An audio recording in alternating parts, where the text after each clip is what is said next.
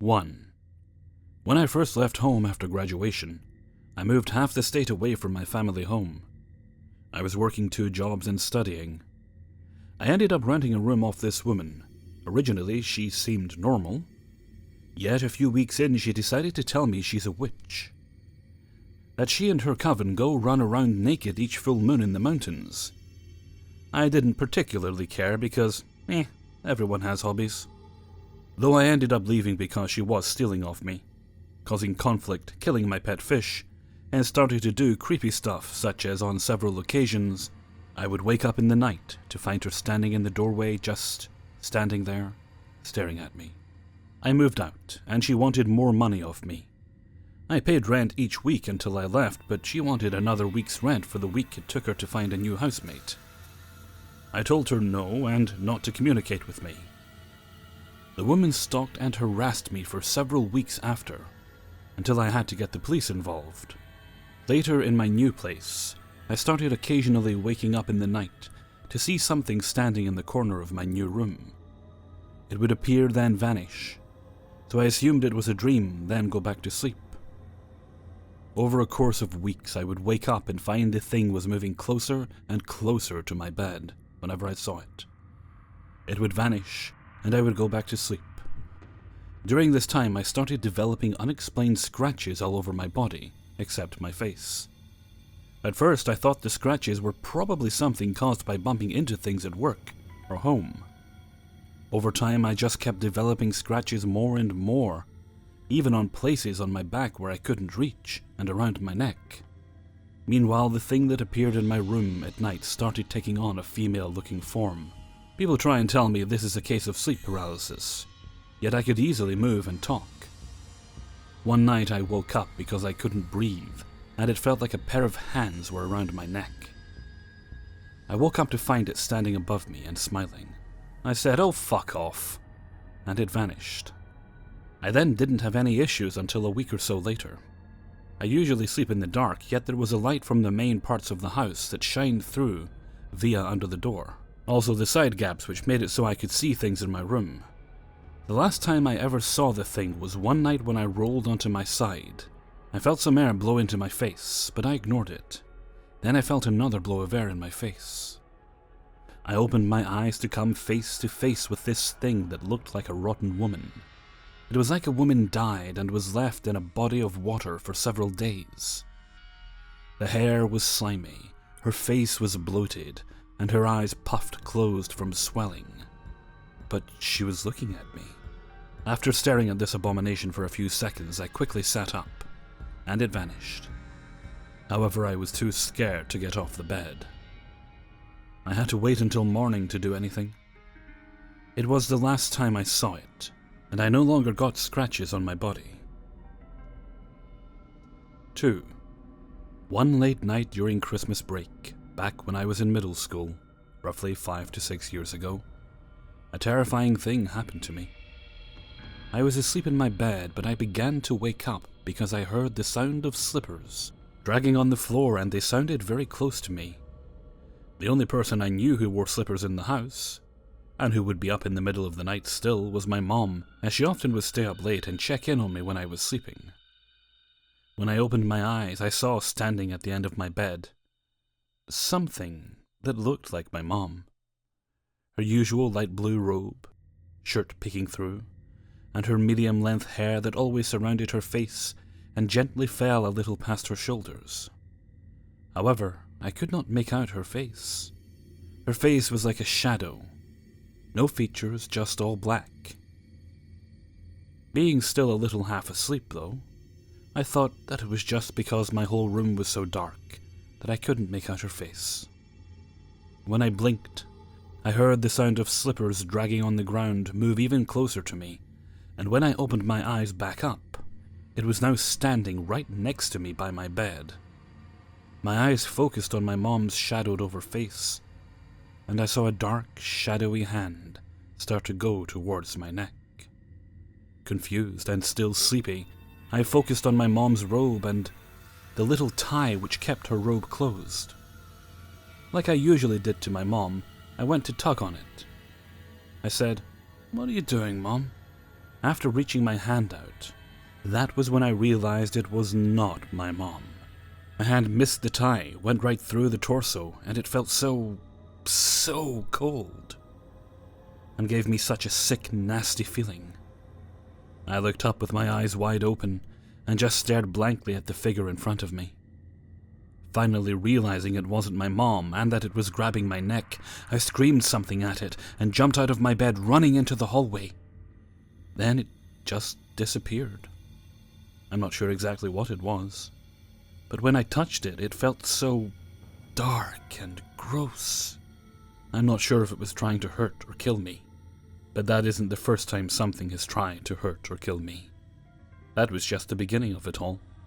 Personally, I think it was disguised as my mom to try and get me to trust it, while also taking advantage of the fact that I was half asleep.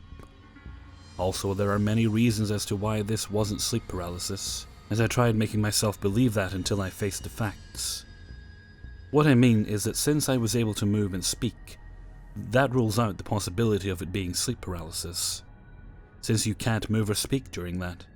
Any advice or opinions, as always, are welcome. I'm always interested in hearing what you guys have to say about matters such as this. And also, have any of you had any experience like this, such as something disguising itself as a family member? 3. I would like to start this story off by saying no murder was committed. I have just never been able to properly explain it, let alone title it, as the memory still gets to me.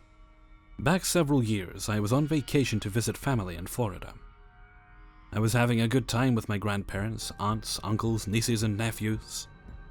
I lived in Oregon at the time and was cherishing every moment of it.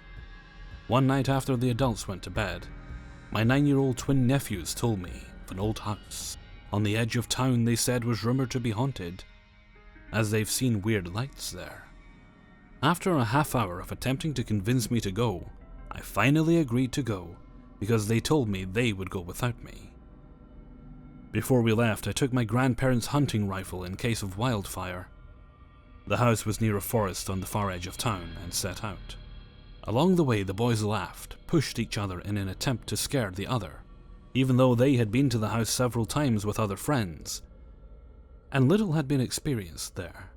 When we got to the house, it was only a 25-ish minute walk. It appeared unoccupied, and we watched it for 10 or so minutes to make sure no other people were inside. As I approached the house slowly, the two boys ran towards it, giddy with excitement, as they had done this before. When I reached the front porch, I examined the full mailbox, with envelopes dating back to 1992. This was odd, as the house seemed much older, and I assumed that someone would have taken notice of these notes, being the town only had about 3,000 people residing there. We went inside the front door, which the lock was completely broken off. The boys reassured me that people came through regularly, and this was the site of many high school parties. We explored the house for the better part of 10 minutes. The boys ran all over and I stayed downstairs. Nothing truly out of the norm happened, other than the typical eerie "I'm in a haunted house" feeling, until I noticed a dim light stretching across the tree line. Unsettled, I thought it might be passing bikes or hikers along nearby trails, but there was no noise to complement the theory. As the light got closer and brighter, it began to look like candlelight as 9 more distinct points of light came into view, and low humming began to fill the air. I called the twins down, saying that we were leaving immediately. They clambered down to come to the window where I was crouched behind. Outside, 9 robed figures were approaching the house from the southeast, the same side as the front door. They told me the back door was barricaded by wood planks, so we decided to run out the front door and beeline to the west towards town at full sprint. Why we didn't jump out a window I will never know, but in my panic, I didn't think about that. I told the boys to stay in front of me at all times while we ran, and not to look back until they got home, even if they didn't hear me behind them.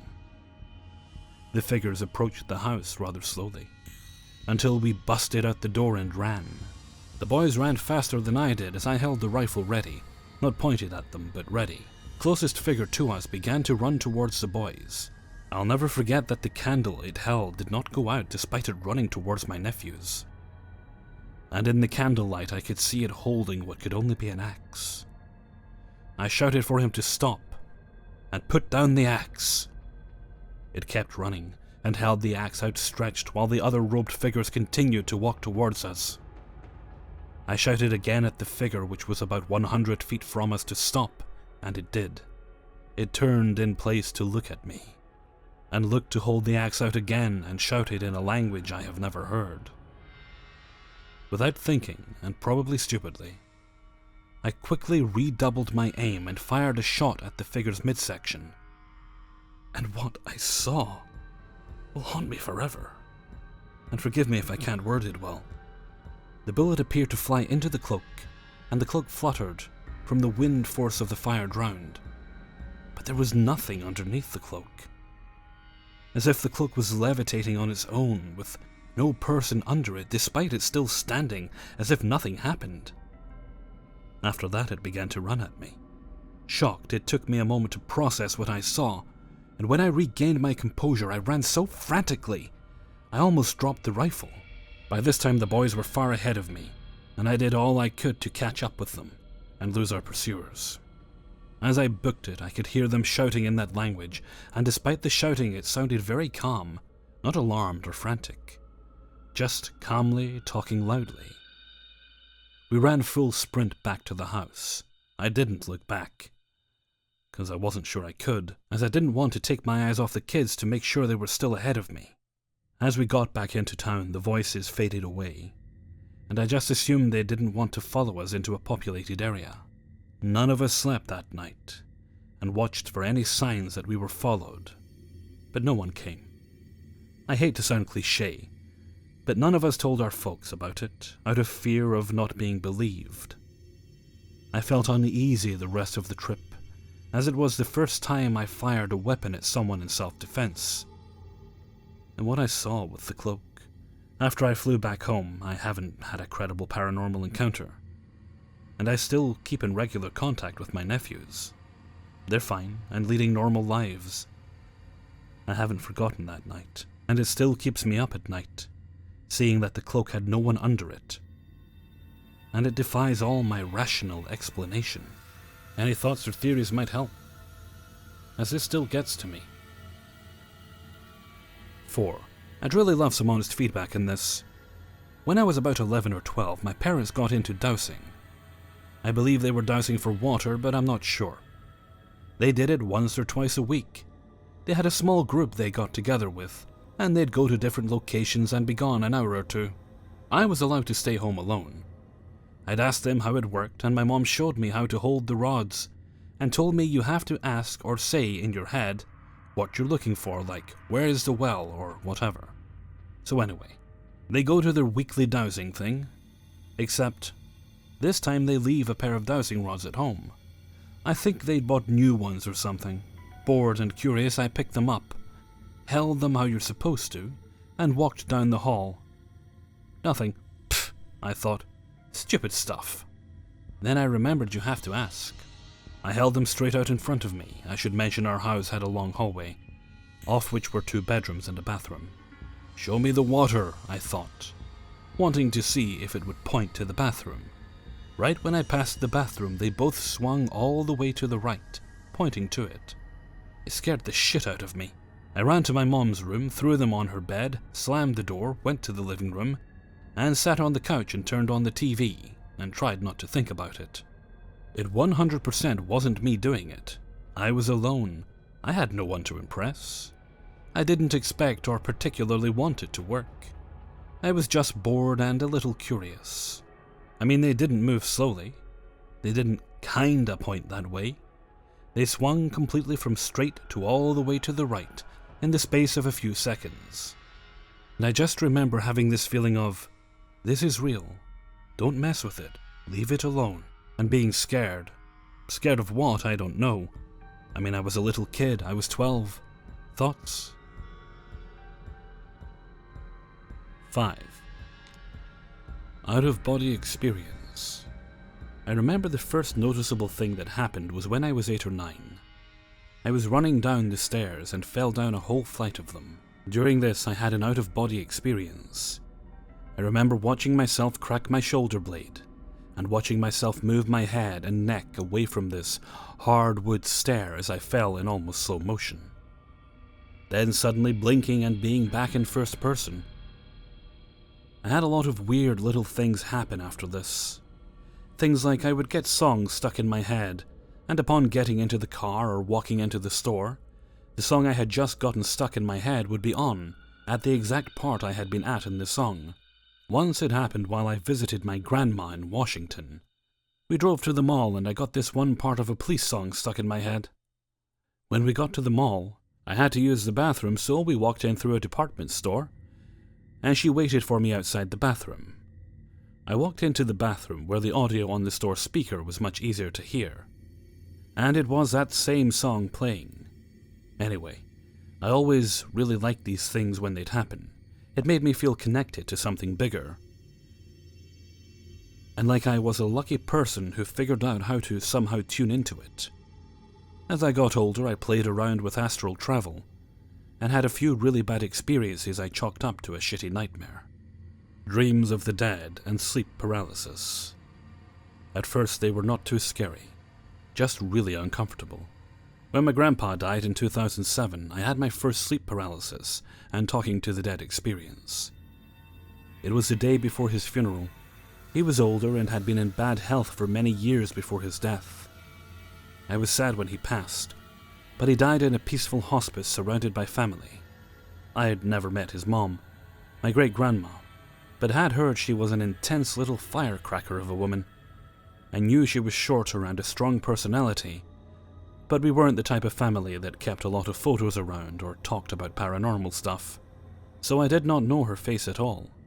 I remember I laid in bed the night my grandpa died, and kept thinking about how I felt like I was one of the people who was tuned into something bigger, and kept thinking, "Papa, please, just tell me something that can make Mom feel better. Something to let us know you're okay and at peace, and didn't suffer." I didn't get anything. I had literally no idea what I was doing anyway, and fell asleep. I woke up feeling pressure on my chest, and could only open my eyes a little bit. At the foot of my bed stood this woman who was short, had a tall beehive hairdo, and wore a red sweater. She had heavy makeup on and just stood there kind of looking at me, but kind of just existing too. She didn't say anything, but she wagged her finger at me in a "be careful, young lady" kind of way. She smiled a little and waved. I tried to sit up but couldn't. I felt so pressured. I eventually couldn't open my eyes anymore and fell back asleep. When I woke up the next morning, my mom was already up editing photos for a slideshow for his funeral. She showed me the in-progress slideshow while we ate breakfast, and literally, no joke, she scrolled past a picture of the same frickin' woman. The woman wore a red sweater and had tall beehive hair and heavy makeup. I yelled like, "What?" or something, and asked her to go back to that one woman. My mom explained that was my great-grandma, my grandpa's mom. I told her the story, and my mom, not a big believer in this stuff, was like, "Wow, honey," but didn't give me much more than that, understandably. I could offer no comforting words. My grandma didn't say anything to me to help make her feel better. I asked her about the red sweater, and she said it was her signature color. I would often feel pressure on my chest or legs and wake up from a sound sleep and feel like I was being pushed into the bed, and would see things moving in my room. I would get really scared and try to squirm out of it but couldn't. It was like the typical feel someone in the room kind of feeling, and like you were stuck and someone was holding you down. It scared the shit out of me every time, and it happened 2 times a month. Eventually I started cosmetology school, and my friend was dating this guy. I'd only met the guy once, but knew through her stories, in beauty school you have hours on end to talk, that he was a badass metalhead who drove a motorcycle. Very nice and kind and good to her. He had gone out one afternoon for a long ride on a nice long canyon called Santiago. We lived in Orange County, California. This is a popular ride. and as he came around a blind corner, he hit another motorcyclist head-on, killing them both instantly. I was so sad for him and her and his family. I had never known someone my age that died. And my first thought was I wanted to do the same thing as with my mom, have something to say or do to help my friend heal. She was a wreck. In the first few days after, we stayed up all night on the phone talking.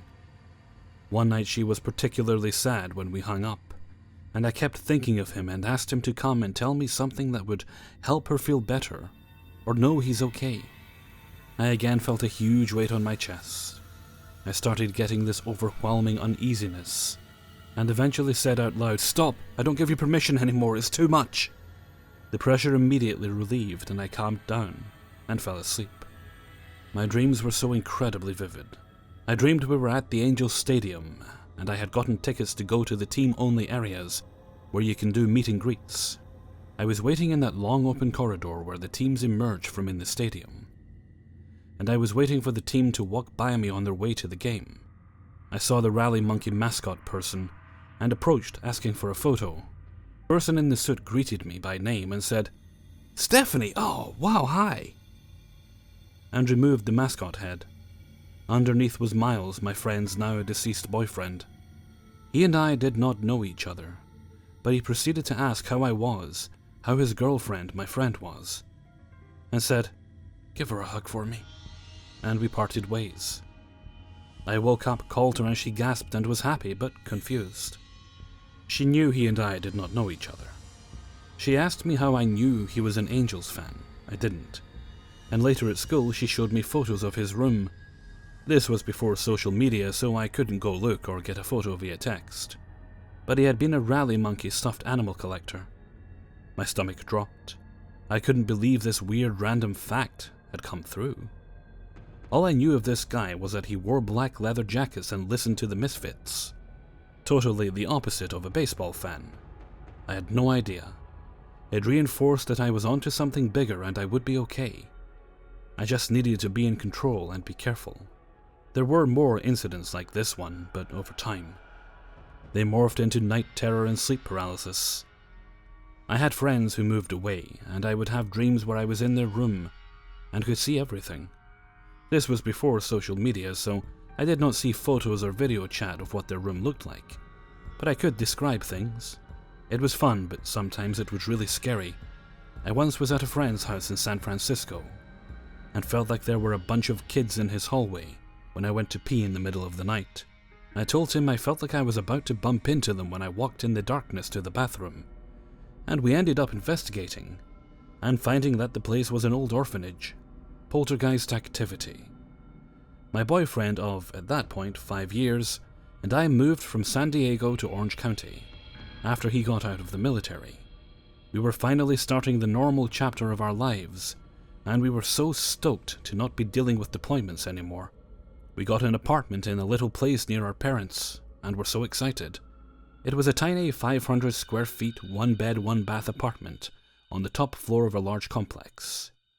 When we moved in, I was hanging clothes in my closet and made a joke to him about this attic opening that was just like that movie The Grudge, where the demon Japanese ghost lives in the attic, and Sarah Michelle Gellar's character discovers it when she peeks her head up there. It was literally just like that movie, so I joked to my boyfriend about it. A night or two later I was going to sleep, and he came in to say goodnight. Jokingly, he opens the closet, peeks his head in, and looks up like he's talking towards the attic hatch.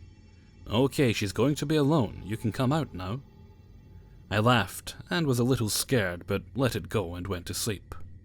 That night began it all. I woke up feeling like my ankles were being pushed into the bed. The pressure was only on my feet and ankles. I tried to move and couldn't. I saw little twinkly lights floating around the room, and knew I'd had weird sleep paralysis stuff before, and tried to relax and breathe, and was eventually able to fall asleep. My boyfriend was asleep next to me a few hours later, when I woke up to the house completely quiet, except for knocking. I heard it directly above my head. Random little knocks, loud enough to stir me, and know where in the house they were coming from. I lay there listening. The knocks jumped around the house, staying in one spot for 5 or 6 hours, and then taking a break and popping to the new spot. It went from the bedroom to the front living room to the bathroom across the hall, all over the house. I thought I was the only one awake, but I heard my boyfriend move or something, and looked to see that he was laying there awake quietly too. We were both paralyzed with fear and confusion. We had both been listening to this, assuming the other was asleep, for probably 10 minutes. We asked each other if the other had heard it all, and yep, both of us had been awake for it just listening. It stopped. We were able to fall back asleep, and talked about it the next day. This knocking happened a few times a week for a few months. One time he came home to the cabinets in the kitchen open. Once we came home to our little futon couch tipped backwards, the bench part in the air and the back on the floor against the door. Once it was all the shoes pushed against the door from the inside, making it really hard to push the door open. But nothing was very confrontational. We set up a camera to run overnight at one point, but the camera was older, and we couldn't get it to stay on for any length of time. I put flour down on the floor a few times to see if I could catch any footprints. Nothing. Sometimes the house got a smell like burning, like that same charcoal, almost wood kind of smell. I had talked to the complex about it to make sure it wasn't something bigger, but they came out and repeatedly said nope, nothing was wrong with the connections or building.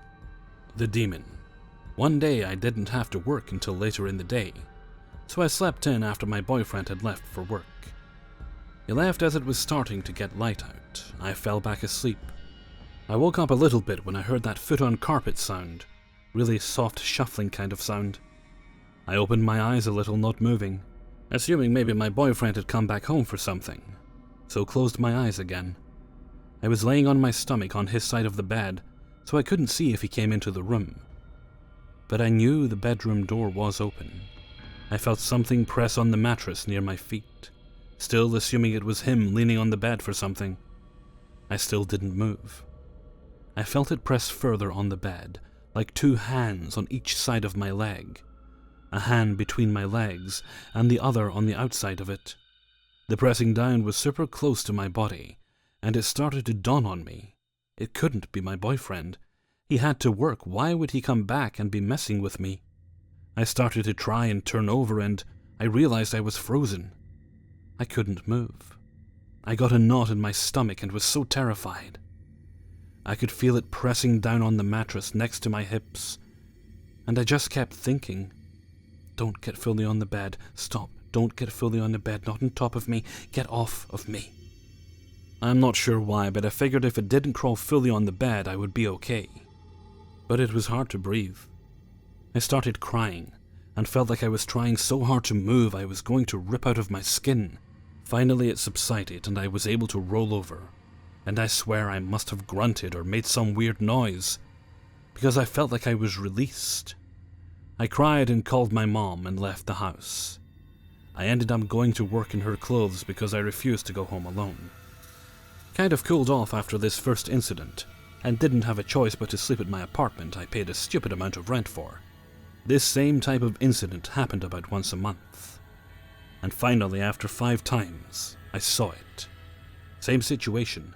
My boyfriend left for work. I got to sleep in. I was sleeping, this time on my side of the bed facing the wall. Our bed set came with nightstands for each side of the bed. We each had one on either side of the headboard, so there was a small walkway of space to my side. I lay there and heard the foot shuffling again. This had become a signal that I knew I had sleep paralysis. So I just tried to stay calm, knowing whatever it was had not hurt me before. It seemed to just want to scare me. I expected I'd feel something pressing on the bed any second, but I didn't. I had my eyes a little open, peeking out, not sure if I wanted to see whatever this thing was that visited me when I was alone lately. I saw this black figure come up to the foot of the bed, right against the frame. It shuffled really slowly from the foot of the bed, moving towards me. I couldn't see its face or skin, but I could see it had a robe cloak thing on. I pretended to be asleep, but was watching it now. I realized that its attention wasn't on me, it was on my nightstand. I had a small lamp, my phone, a clock, and a few rings and my necklace on top of the nightstand. I was facing towards this nightstand.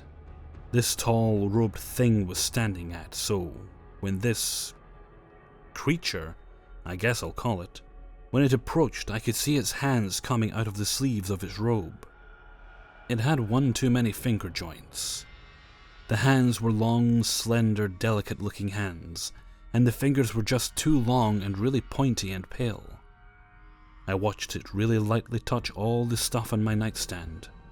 It just would use the tip of its creepy finger to slightly feel whatever item on the nightstand, just slightly. Just enough to move it a little bit, spin it in place.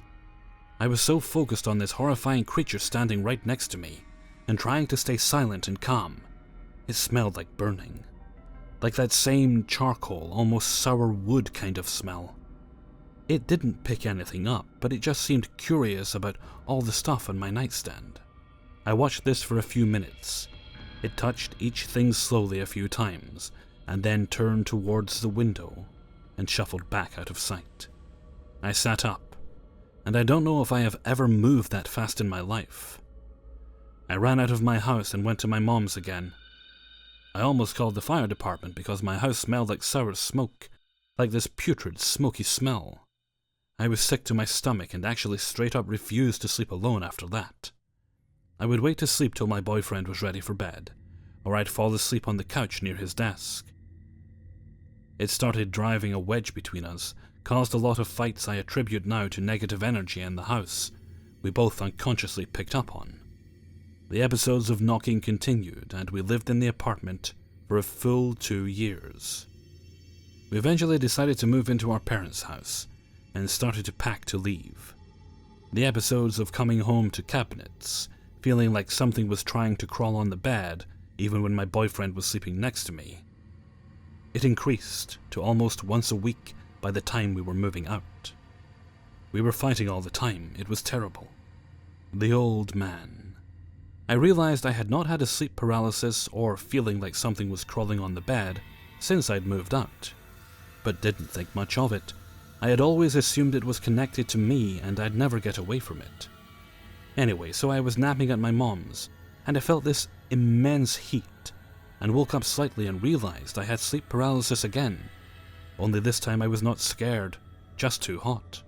I opened my eyes a little and saw this old man. I couldn't see his face for some reason, but he was in a tank top and shorts. I could see by his skin and general body shape he was much older, but I had no idea who he was. He came to the side of the couch and sat on the coffee table. I laid still, pretending to sleep, and I felt it move the hair from my forehead and lean down and its breath on my face. I started to do the thing where you're sobbing and your stomach is heaving down with each sob because it's so intense. I couldn't feel tears, but could feel this need to just deeply cry. It sat there brushing the hair from my face and down my shoulder for what felt like 10 minutes, and I just laid there totally stuck and too scared to move. I eventually saw it get up and shuffle away, like bare feet shuffling along the tiled floor she had in her house. I woke up and felt like it was letting me go, saying goodbye. I felt like it came to me one last time to let me go. It's been 4 years since those incidents, and I've literally never had another one since we moved out of that apartment. My boyfriend and I are going on 11 years and happy as can be. We now live out of state. Hey everybody, Hellfreezer here, and thank you very much for listening to 5 True Paranormal Stories, episode 85. And thank you very much to everybody who allowed me to use their stories in this video. Right, as is typical in this country, we had nice, sunny, shiny weather today. I would like to have been out in the garden getting things cleaned up. It's about the time of year I started cutting the grass and pruning the hedges, by which I mean take a chainsaw to them. And, yeah, I had to work, which is fine, not grumbling about working. I'm grumbling about the fact that I know that tomorrow, now that I've actually managed to carve out a day where I can go out and do these things, it's probably going to be pouring down with rain. Such is Scottish weather. Okay, and with that, I'm going to head off for now. So until next time, thank you very much for listening, and take very good care of yourselves.